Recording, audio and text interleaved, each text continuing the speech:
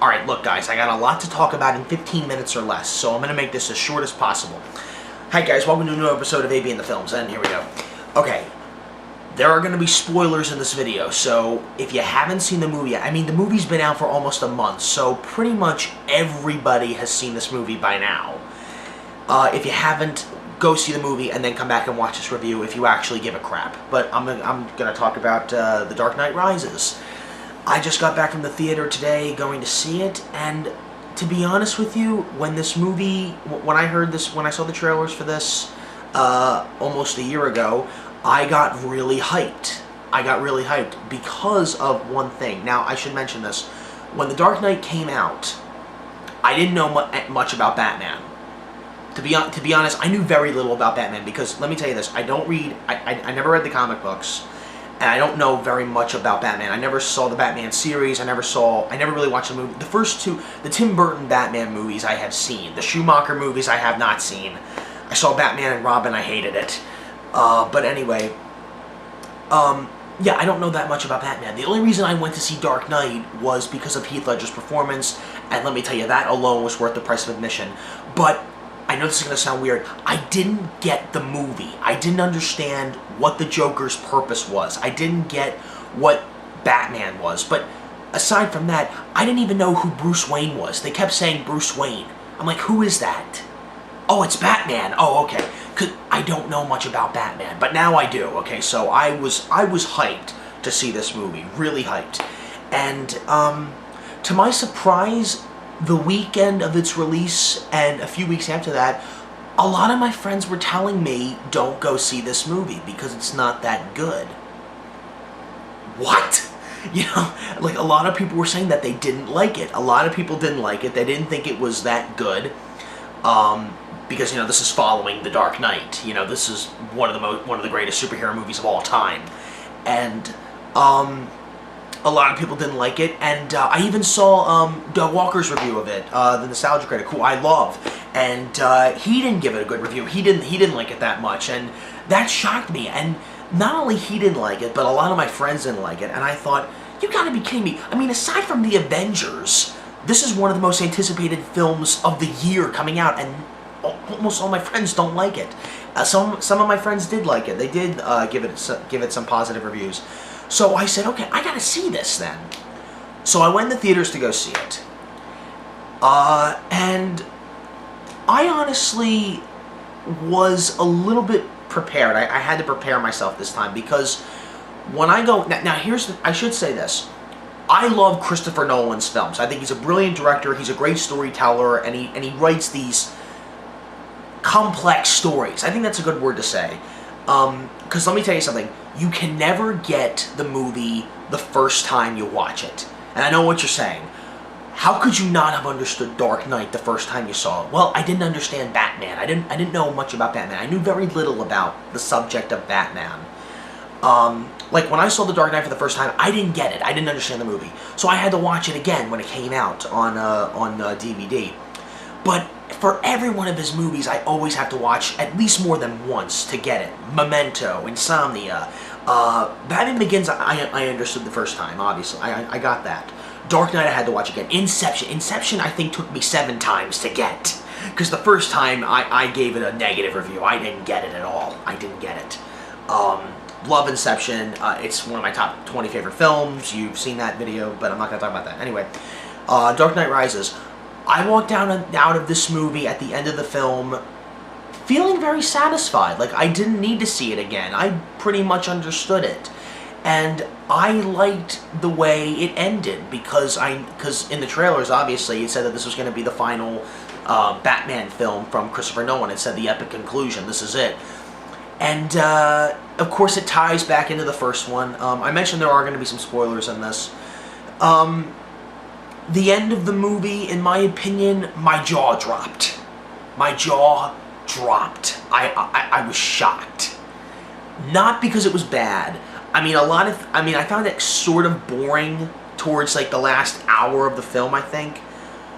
But once you know, I say there are spoilers. You know, alright, screw it. I'm not going to give spoilers away here. When they... oh god, I don't know how to put this. Well, anyway, you'll kind of understand. When Batman understands who the real person behind the whole thing was, with Liam Neeson in the first one, all that stuff. So they explain all that. Aside from that, I really found it enjoyable. Like, there were times when I would get up at the end, I would be on the edge of my seat. There were moments where I wanted to stand up. I mean, here's the deal. I went to go see this with my mom and my sister's boyfriend, because my sister had to work, and plus she didn't want to see a Batman movie anyway. So the three of us went, and there were two other people in the back. That was it. There was no one else in the theater. And there were moments in this film where I wanted to just stand up and scream out, "Fuck yeah!" Because it was just so badass at times.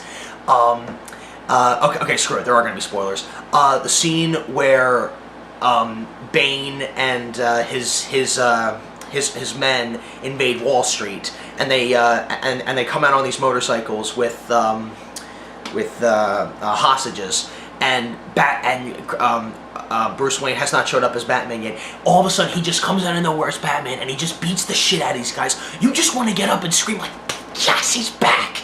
Because you just go crazy over that. I went nuts, and I just loved the action scenes in this. The action scenes were great. I loved Anne Hathaway as Catwoman. I thought she was great in this. Tom Hardy as Bane was great. I thought he was a great character.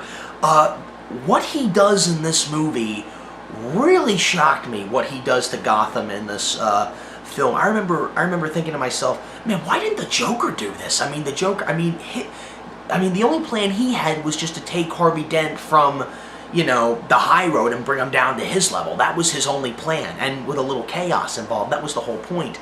But what Bane does is unbelievable. I've never heard of any villain doing that in any superhero movie, let alone any film, which just blew my mind away. I mean, like, you look at the situation he pulls off, it's really a bad situation. And I'm thinking to myself, well, why didn't the Scarecrow or the Joker do something like that? Why didn't they do that? Why didn't they think of that? But anyway, yeah, like the situation they pull off is quite interesting. Another thing I liked Joseph Gordon-Levitt's character. I don't remember his full name in the movie, but I liked him in this. I thought he was going to be pretty good. Man, Christopher Nolan, he likes to use a lot of people he's had in other movies. I think like 5 people from Inception are in this movie. Yeah, Tom Hardy, Joseph Gordon-Levitt, yeah, a lot of people from Inception are in this. Even Cillian Murphy makes a guest appearance in this as a Scarecrow. He comes in this. But anyway, I like how at the end of the movie they trick you into thinking something, and then it's totally it's totally what you thought. But it's very confusing, the end of the movie. But it's a great wrap up to the whole trilogy of this these Batman movies. And I enjoyed it. I liked it. I really did like it. I think I might go see it again, actually. But yeah, I really have nothing to say about it. When I saw the title for the movie, I honestly feel there were a couple of flaws in this movie.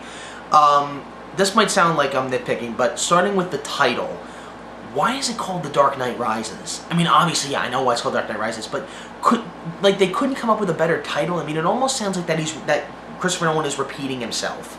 I mean, you have Batman Begins, then The Dark Knight, and now you got Dark Knight Rises. I mean, like, it just doesn't, I don't know, like, for me, it just doesn't feel right, I mean, he could have come up with a better title for this instead of The Dark Knight Rises. Here's another thing that I really didn't get, and a lot of my friends were telling me stuff that didn't make sense, and I don't think anybody brought this up. If somebody did, I didn't take it from anybody. I really am thinking about this on my own. The movie opens 8 years later from the ending of The Dark Knight, when Batman supposedly shot Harvey Dent, and the whole city wants to come after Batman, and Batman's just gone. He's not around anymore. It takes place 8 years later. It opens up. Well, it doesn't really open up. It has a scene with Bane, and then it cuts to Gotham. But for some reason, I forget what it is, but I think that Bruce Wayne, he's throwing this party at at the Wayne Manor for like the town or something, and they're talking about Harvey Dent, and they have Aaron Eckhart's picture on the side, and I think the mayor is talking about him. It's been 8 years later, and they still can't get over the fact that he's dead. I mean, he wasn't really that important to Gotham when you get down to it. I mean, he was running for mayor. He wasn't actually mayor of Gotham, okay? So 8 years later, and they're still mourning over his loss. I mean, like, it's been 8 years. Get over it, okay? I just thought that was... Maybe it was a way to get the whole Harvey Dent thing back into the movie. And they talk about him quite a lot throughout the movie. And he's not even in it, Aaron Eckhart. Not even in flashbacks is he in this movie. Only through photographs. Another thing I liked, I love Michael Caine in this movie. I thought Michael Caine had a lot of heartfelt scenes with what's his name? Christian Bale. Christian Bale. I didn't know his name for a second there. With Christian Bale as Batman and as Bruce Wayne. I like the conversations they have. Morgan Freeman as Lucius Fox, of course, he's always great. The weapons that he gives Batman. I really like this movie. I love the action scenes. I liked the story. I liked the way it ended. And it reveals of how Robin comes into this whole thing, which that didn't even occur to me when I went in to see this movie, of how Robin ties into this as Batman's sidekick. I never even thought about that. And what I love about this movie is that Christopher Nolan, he doesn't over-explain things. He doesn't over-exemplify on something. He just says something very briefly, and we get it. Because we've already seen this, well, we haven't seen this exact story, but we know the story of Batman and how it goes through, you know, his childhood, you know, he fights some villains, he gets a sidekick later in his life, all that stuff. We get that. But other than that, I really enjoyed Dark Knight Rises. I gotta tell you that Bane's theme, that thing, oh my god, like every time I hear that, if you're a fan of the Nostalgia Critic, you know exactly what I was thinking when I hear that. I always laughed every time I heard that, because that chant means rise, and you never really know what they're saying or anything. But anyway, I enjoyed this movie, and I might go see it again, so I give it a positive review. Not the best one. I like the way it ended the trilogy, but it had some problems. But I think for most of the fans of this Batman trilogy, even if you didn't like this movie, even if you did like this movie, I think the one that everybody is going to love the most is The Dark Knight. I think. I'm positive. That's the one that everybody's going to love. Because obviously, in my opinion, I think that was the best one. But I liked it, and you should go out and see this movie. So, yeah, I'll see you guys in the next review. Take care.